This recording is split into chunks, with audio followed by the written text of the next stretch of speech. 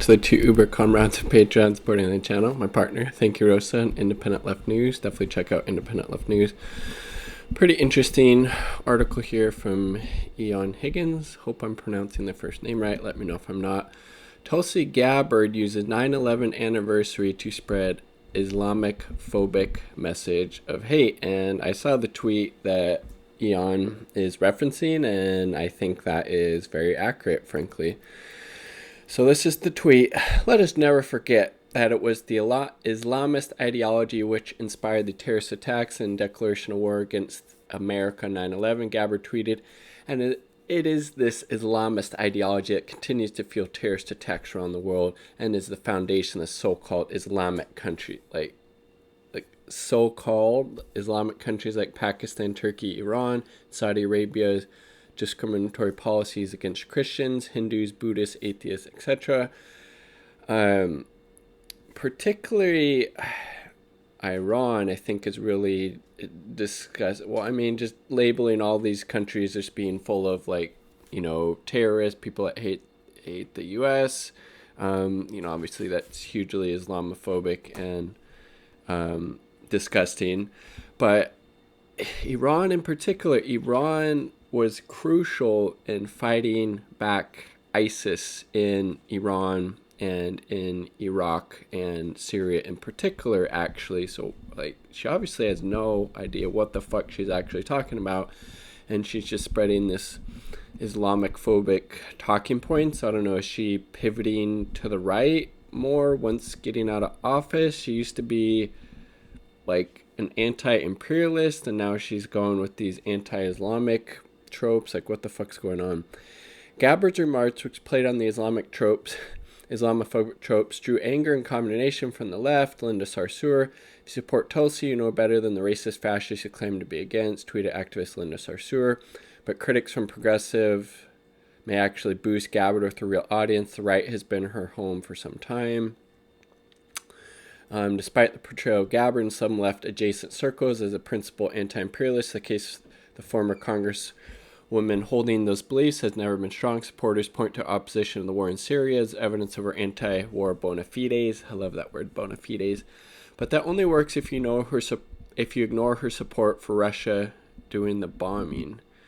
Well, now I think Eon Higgins is going a little bit off base here, because Russia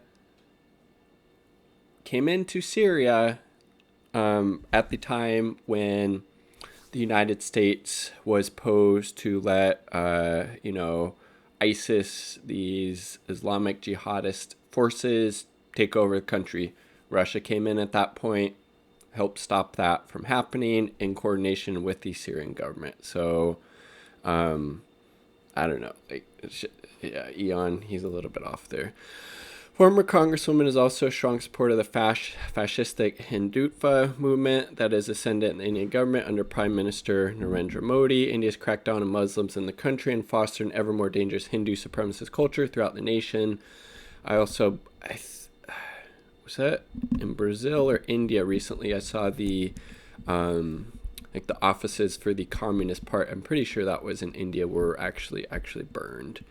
Shout out to those progressive leftists and Mr. Greenwald who worked very hard to ignore race and whitewash Gabbard's Hindutva fascism. Gabbard repeatedly criticized Obama over the war on terror, but not for his use of drone strikes which killed civilians with impunity. Google Obama 90%. Rather than, Congresswoman said that Obama's refusal to label enemy in strictly religious terms, radical Islamism, was incorrect, and the president should make clear that Muslims were the... Oh my god, that's pretty fucking cringe and disgusting, right? Georgetown University Islamophobia Research Center, Bridge, described Gabbard's views on Islam, very similar to claims made by anti-Muslim activists such as Frank Gaffney, Robert Spencer, and David Horowitz. At The Nation in 2019, Evan Hill summed up what Gabbard's position meant in practice. Gabbard defenders have argued that she rightly seeks to get out of the Middle East and focus on greater threats like terrorism in China. Wow. So not only is she an Islamophobe, which is disgusting enough, she's also anti-China.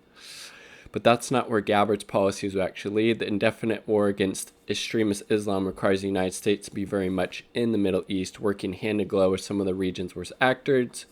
Gabbard's strategy simply transfers the cost from our citizens to theirs. AntiTrans Bill. Gabbard's future ambitions don't lie on the left side of the political spectrum. Since her quixotic run for Dem presidential nomination in 2020 failed, the former Congresswoman's politics have tilted further and further to the right, and she's hardly been hesitant about it.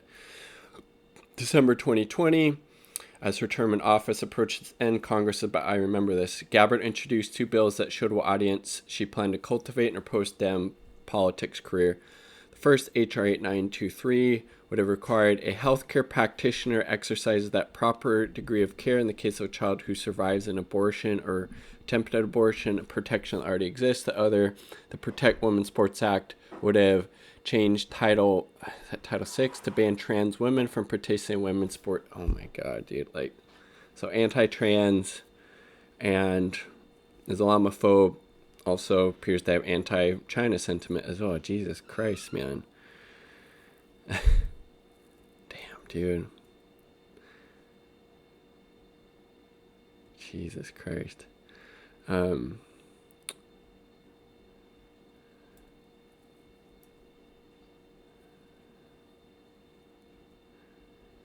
Gabbard's motivations for this move are likely based in either pursuing a right-wing media career, pivoting to the GOP in a future election, or both. So far as half-right, Gabbard promptly moved to California, signed a lucrative contract to right-wing streaming service Rumble this summer, just months after billionaire Peter Thiel invested in the platform. What she plans to do next politically, if anything, remains to be seen. I'm betting a 2024 presidential nomination at least under consideration, but assuming Gabbard still has political aspirations, they're likely on the right.